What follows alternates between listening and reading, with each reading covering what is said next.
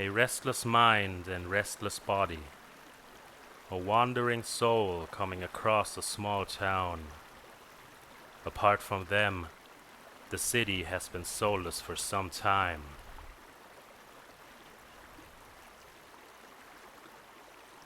Passing through winding passages and meandering paths, they saw something glimmering in the corner of their eyes, completely taking hold of their attention. A golden pearl, blazing in the fiery light of a cool autumn evening, sparkling in all directions, proclaiming her beauty in shimmering tones. The nearer they draw, the more apparent it is that the gem emits a sonority.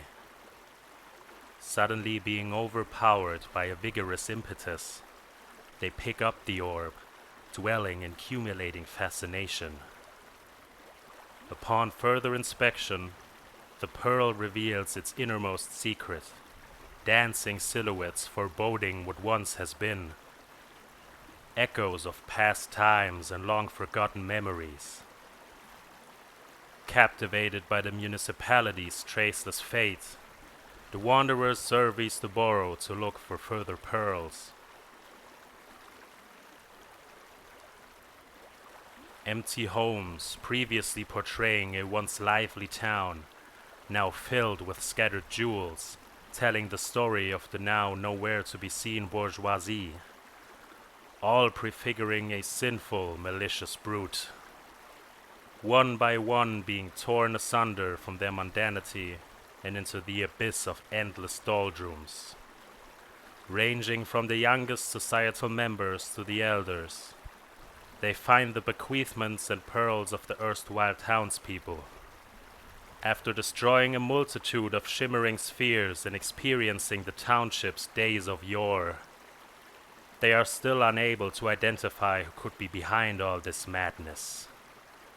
Believing that the pivotal clue is still waiting to be found, they find themselves roaming around side roads, formerly used paths and lanky aisles, inspecting every inch of the forgotten lapsed lands. Finally arriving at the heart of the city, they are greeted by a fountain of the most profound adornment, suggesting the uncontested glory of former times. 2 eyes, namely artificial, were staring straight at them, holding what they believed to be the key to the riddle, a glistening orb none like the world had ever seen. A toad sitting on top of the well, once declared to be the keeper of someone's memories. They trailed, tugged and towed, but the pearl could not be uprooted.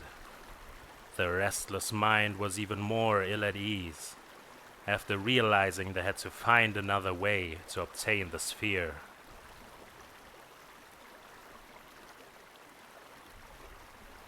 Around town, they chance upon an abandoned marketplace, once brimming with an extensive array of produce, crops of the first water, pastries and leather goods, made by skilled artisans, as well as the hamlet's foothold, peat of superior quality.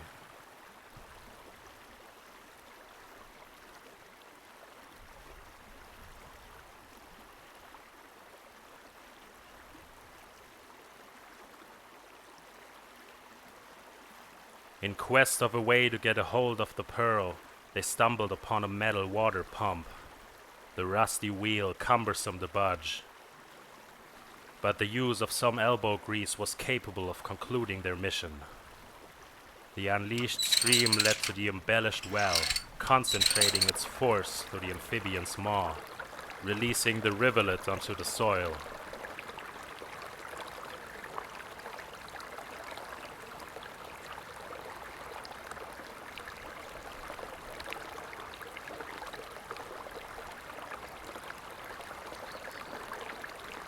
While approaching the orb, they could hear muffled tones and mellow voices of antecedent times, the volume increasing as the distance closes. Scooping up the orb, engulfing it within the warmth of their hands, it unfetters a shallow light at its core. Instead of showing memories of the deceased, the sphere appears to guide them towards an uncertain goal, exuding a more intense gleam whenever traveling in the desired direction.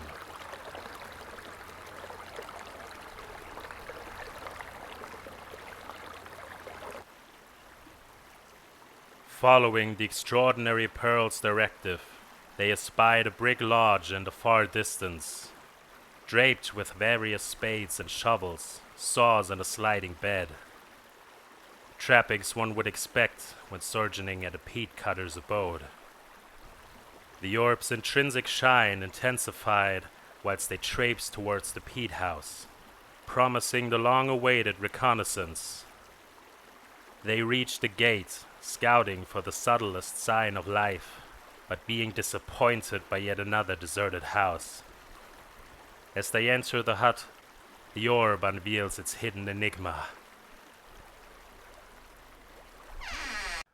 He was sitting next to the fireplace, preparing dinner for himself and his offspring. Setting up the table, everything aflame in fiery golden hues. How he misses his lost friends. The sun shed a tear running down his cheek, reflecting the fire's flickering, sizzling flame, purporting it as molten gold. Gold. That is what he actually is. Gold. The father gets up and walks towards the fireplace, one of his spade's sharp edges glistening in the blazing light. He picks it up with a firm and determined grip, strides heading for his son. The spade pointing at him, the son begins to panic and cry in despair.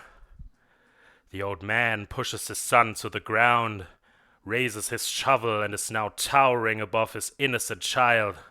He strikes out, decapitating his son with a single pass.